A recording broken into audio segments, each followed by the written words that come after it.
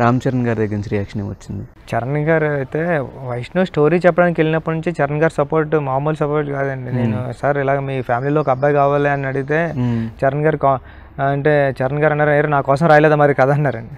అంటే లేదు సార్ అది కాదంటే సూపర్ రా నేను మాట్లాడతానని చిరంజీవి సార్తో మాట్లాడింది.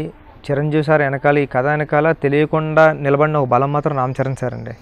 చాలా స్ట్రాంగ్గా నిలబడ్డారు. చిరంజీవి సార్ ఏమన్నా ఆడు చేస్తాడో వదిలే అని అంటే చాలా స్ట్రాంగ్. ఇప్పుడు బాహుబలి వెనకాల స్టాచ్యూ ఎలా ఉంటుంది అలా చాలా స్ట్రాంగ్గా నిలబడ్డారని చరణ్ గారు ఈ వైష్ణవ్ రావడానికి సపోర్ట్ చేయడంలో.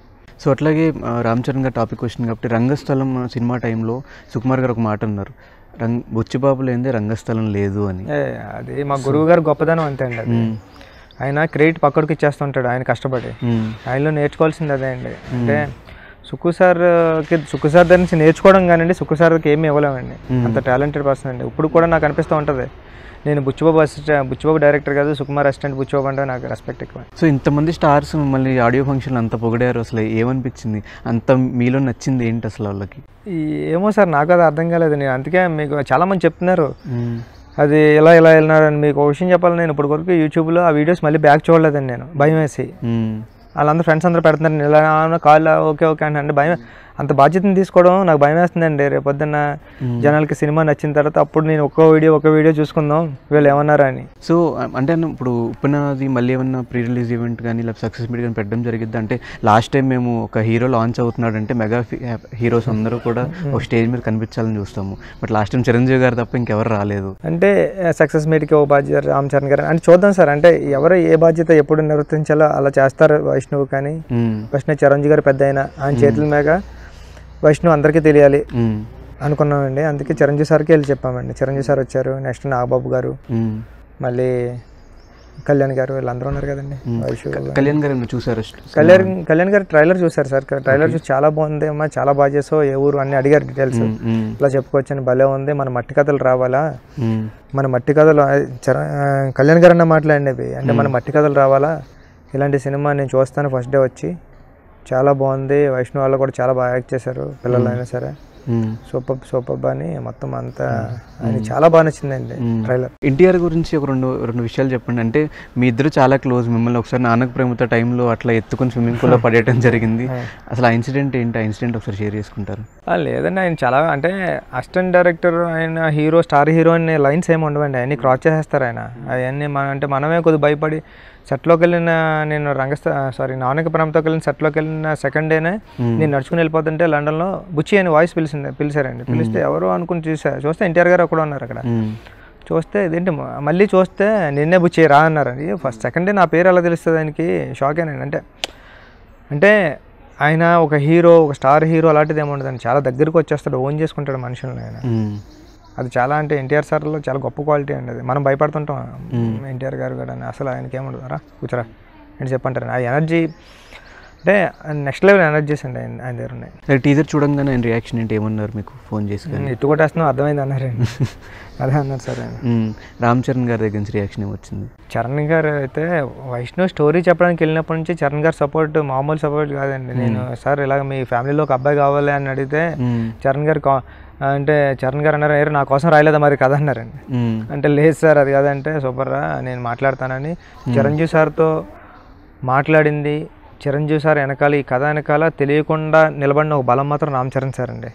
చాలా స్ట్రాంగ్గా నిలబడ్డారు. చిరంజీవి సార్ ఏమన్నా ఆడు చేస్తాడో వదిలే అని అంటే చాలా స్ట్రాంగ్. ఇప్పుడు బాహుబలి వెనకాల స్టాచ్యూ ఎలా ఉంటుంది అలా చాలా స్ట్రాంగ్గా నిలబడ్డారని చరణ్ గారు ఈ వైష్ణవ్ రావడానికి సపోర్ట్ చేయడంలో. సో అట్లాగే రామ్ చరణ్ గారు టాపిక్ వచ్చింది కాబట్టి రంగస్థలం సినిమా టైంలో సుకుమార్ గారు ఒక మాట అన్నారు, బుచ్చిబాబు లేనిదే రంగస్థలం లేదు అని. అది మా గురువు గారు గొప్పదనం అంతే అండి. అది ఆయన క్రెడిట్ పక్కడికి ఇచ్చేస్తుంటాడు ఆయన కష్టపడి. ఆయనలో నేర్చుకోవాల్సింది అదే అండి. అంటే సుక్కు సార్ దగ్గర నుంచి నేర్చుకోవడం కానివ్వండి, సార్కి ఏమీ ఇవ్వలేమండి.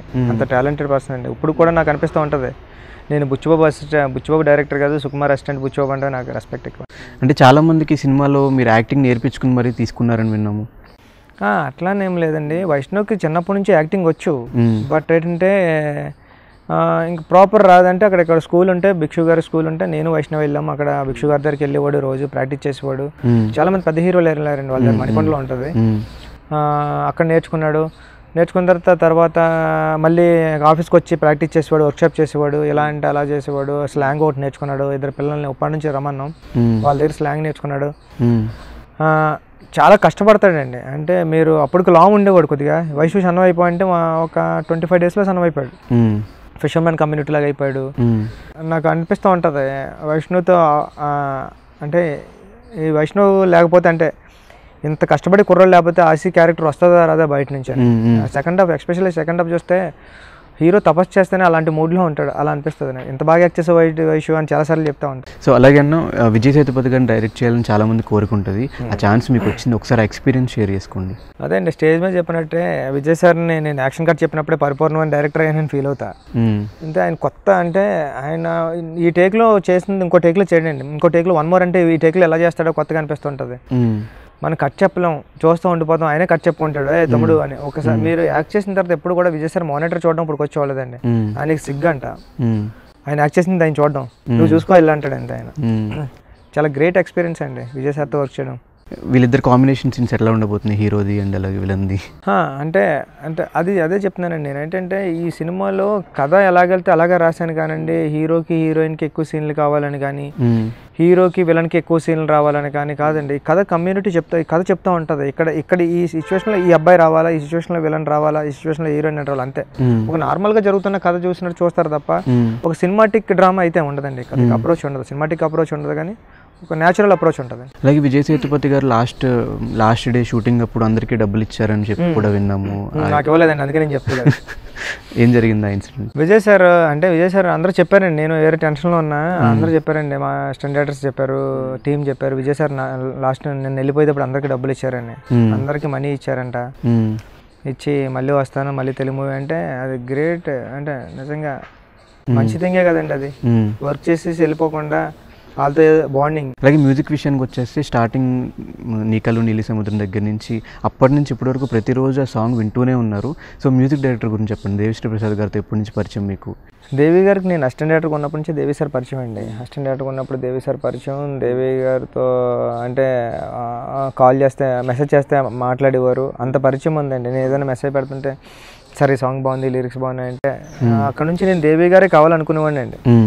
దేవి గారు మా గురువు గారికి ఫస్ట్ దేవి గారితో వచ్చాడు, నేను కూడా దేవి గారితో రావాలి అనుకున్నాను. దేవి గారికి స్టోరీ చెప్తే దేవి గారికి చాలా అంటే చాలా బాగా నచ్చిందండి. ఈరోజు హీరో కానీ, వైష్ణవ్ కానీ, హీరోయిన్ కానీ, నేను కానీ ఎవరికి తెలియదండి. అలా తెలియకుండా మీరు అన్నారు చూసారా, ఇంత బజ్ వచ్చేసింది సినిమాకి, ఇంత ఉందంటే ఇంత ఉందానికి మెయిన్ రీజన్ అయితే దేవిశ్రీ ప్రసాద్ గారు అండి.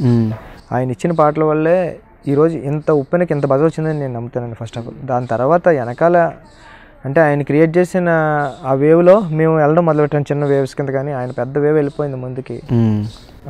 నెమ్మదిగా మీరు తర్వాత నేను వైష్ణవ్ రివీల్ అయ్యాడు, కృతి రివీల్ అయింది, నేను రివీల్ అయ్యాను. సో కృతి విషయానికి వచ్చేసి ఒక 2500 వరకు మీరు ఆడిషన్స్ చేశారంట హీరోయిన్స్ని. వాళ్ళు ఎవరిలో నచ్చింది, కృతి విషయంలో ఏం నచ్చింది మీకు?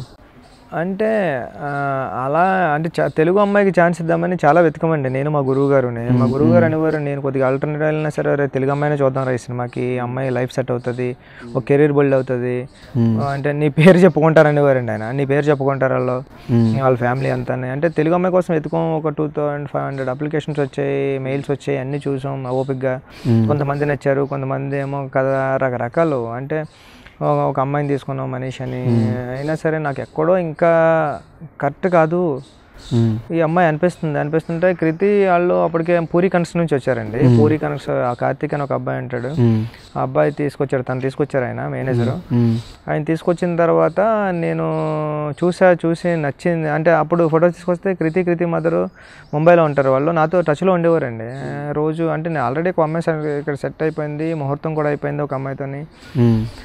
బట్ ఏంటంటే అండి కృతి వాళ్ళ మదర్ నాతో మాట్లాడని రోజు ట్రై చేసేది అమ్మ, మా అమ్మాయితో మాట్లాడతారు ఒకసారి కదా ట్రై చేసేది. నాకేమో ఇక్కడ ఇంతమందిని ఒప్పించాలో, ఆల్రెడీ ఒక అమ్మ ఉంది ఇక్కడ, కృతి బాగానే ఉంది, బట్ డైరెక్ట్గా చూస్తే ఎలా ఉంటుందో టెన్షన్ ఉండేది. ఇంకా వాళ్ళు వస్తానని నన్ను రోజు మెసేజ్ చేసేవారు. కార్తీక్ కూడా అనేవాడు, పూరి కనెక్ట్స్ కార్తీక్ మీరు వస్తానంటున్నారు, ఒకసారి కలుస్తున్నారంటే. అంటే నాకు ఇంకా లాస్ట్ ఆప్షన్ కింద చూశానండి. చూస్తే కృతి వచ్చింది, చూస్తే బాగుంది అమ్మాయి, చాలా బాగుంది. బట్ ఆ స్టైల్ అంతా కూడా నార్త్ ఇండియన్ స్టైల్ ఉంది. ఇంకా మన తెలుగు అన్న ఆ పదమే తెలియదు, అదంతా మన జీన్స్ అక్కడ ఉంటారు కదా వాళ్ళ పిల్లలు అంటే. కానీ మనకి ఇక్కడ తెలుగు అమ్మాయి టైప్ క్యారెక్టర్ కావాలి, ఇంక దేవుడి మీద దయ పెట్టి నేర్చుకుందాం అని నేను, బాగుంది కదా అని. ఇంకా అమ్మాయి పాపం వచ్చింది, నేర్చుకుంది, మొత్తం అంతా చాలా డెడికేటెడ్గా అంటే చాలా ఫోకస్డ్ ఉంది, నేర్చుకుంది. ఈరోజు మీ అందరికీ నచ్చేసింది.